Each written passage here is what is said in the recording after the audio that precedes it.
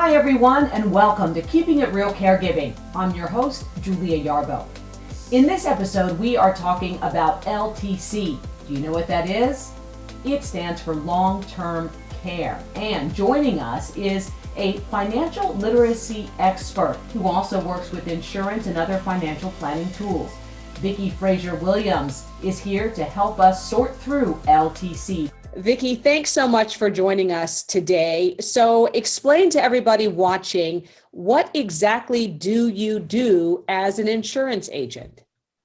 Well, that's the smallest of what I do. I am multifaceted. I will tell you this, that my business has actually evolved to a point where my focus is primarily on women and by extension, their families. And that's because we, and you know this, as women, we tend to take care of everybody and everything else. And a lot of times the stuff that we need to really focus on and know about is kind of, secondary. So that's at the heart of what I do. Life insurance, long-term care, I do investments. When we look ahead to taking care of our elders or for our own aging, what are some of the things that we absolutely must think about now? And they're not fun things to think about, but we have to do it, right? Absolutely. The most important thing is to, first of all, to educate yourself. I think it's really important to know what you have, right? What you have in place and what you don't have in place. What is important for when you are either no longer working or no longer able to take care of yourself, no longer able to make certain decisions for yourself. If you have life insurance, you need to know what kind of life insurance you have. What's the role of that policy? What is it going to do for you? How long is it going to last? And I cannot leave out that you need to make sure of the kind of company, what company you're working with. Life insurance is intended to be a long-term thing. It's supposed to last for generations. Statistically, we are going to need some form of extended care help. So you need to have a plan. You need to be thinking about, what is it I may have to deal with? A long-term care plan is a good thing to have. What about a living will, a healthcare surrogate? What am I talking about? It means that if I get to a place where I am frankly unable to make some decisions about the kind of care I'm having or that I want, I need to have already designated somebody who I trust, who I love, who I believe in, who loves me, to take care of those things. And we cannot rely on verbally knowing or telling someone that. All of this stuff needs to be written down in black and white. My policies give you 100% control over where that's going to be, in a nursing home or in your home, in an adult daycare or in a community center. It is fully adjustable to what it is you need or that family needs. And now we even have a situation where, I'll just share this with you, Julie. A lot of times people say, one, long-term care is too expensive. Mm-hmm. Two, that what if I never use it? Well, guess what? You have to have car insurance, and a lot of times you don't use that. That's one of those things, right? It's better to have it than not to have it. And now we're even able to custom build it to where if you don't use it, you can actually gift it or have a beneficiary who then gets that money that you would have gotten, as opposed to it just kind of going away. And that's a traditional life long-term care policy. If you don't use it, the benefits go. That is such excellent information. And I'll share, I had a long-term care policy for my mother, and thank goodness I had that in place. But at the time when I purchased it, I knew I needed coverage, but I really didn't understand what it was I was purchasing. So thank goodness I had something. But when I needed it the most near the end, I didn't have the coverage I needed. And there was nothing I could do about that. And sure enough, as you said, by the time the policy ends, thank goodness I had that coverage, and I'm blessed for that. But, there was a lot of money left on that policy, and then it's just gone. Now, in retrospect, what was paid in every month for X number of years, when I do the calculations, I still came out ahead. But that's a lot of money that was just sitting there that was never used. And so given that, is there something you would say to people who are on the fence and they say, you know, I'm in my 50s or early 60s, I'm fine, and it's so expensive, you know, I don't have an extra $400 a month or what have you. What would you say to those folks in terms of maybe you should find that $400 a month?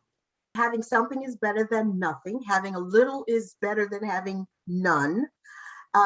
Yes, it is not inexpensive, it's not cheap, but you can work it to your budget. The one other thing that I will tell you about this is, believe it or not, a long-term care policy is not just about taking care of you. Believe it or not, it is also an asset protector. Because I have people who say, well, like you just said, I have money, I'm okay, I'm fine, da da da. Okay, but one catastrophic incident or a long-term care event can wipe your money out. It can. And so the whole point of a long-term care policy is to mitigate the risk. It's to take some of that risk and give it to, in my case, New York Life. Give it to someone else to help you with that, as opposed to you trying to carry that burden. So in the same way, I have to say this, Julia, in the same way that we find money for anything we want, you need to make this a priority.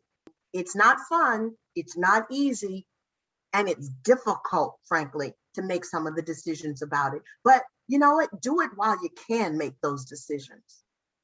Yeah, good point. Why would this type of exploration be even more important for women of color to think about in terms of protecting themselves or caring for an elder? We are typically those folk who are taking care of everybody. Yes, many of us are single. That is a tough question, and don't have children. So that alone should say to me, I need to have some contingencies. I need to have something in my back pocket that allows me to live.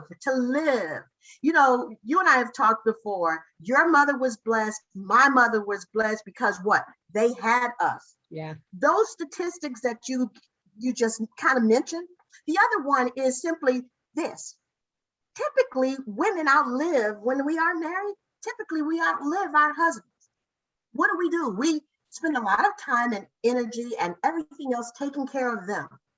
And I don't say that in a negative, oh, woe is me kind of way. But the fact of the matter is, we spend a lot of time, money, effort, everything in taking care of significant others, husbands, spouses, whatever. And you know what? We many times bring them back to health, and then we're all broken down, right? Can't take care of ourselves. So some of this, I guess I would call it self-love, right? It's okay to love somebody so much that we want to take care of them, whether that's a husband or mom. But you know what? You can't do any of that stuff if you aren't taking care of you. And so from a financial standpoint, that's one of the first places that you need to make sure you're okay.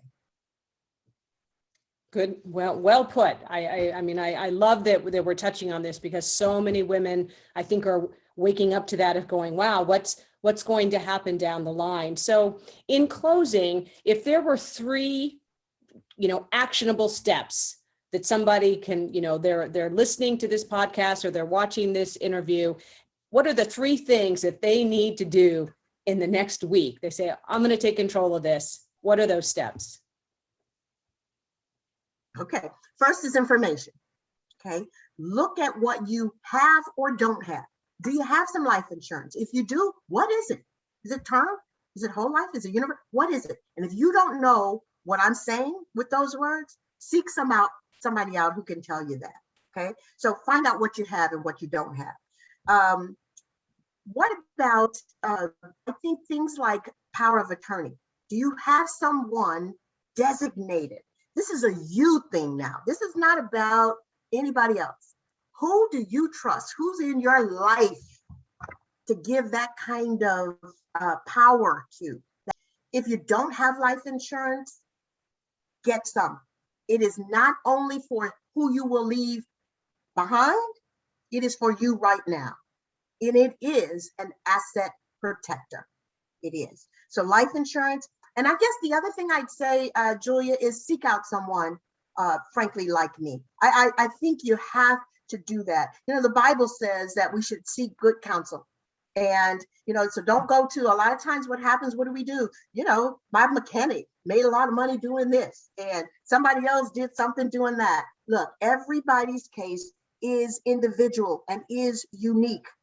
I love it. It's, you know, it's being smart, it's taking action and not leaving anything to chance.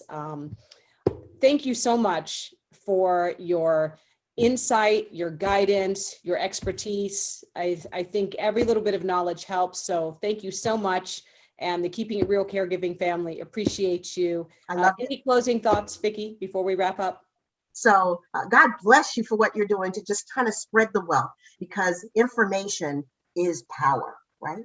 And It so is. Congratulations to you. Well, thank you.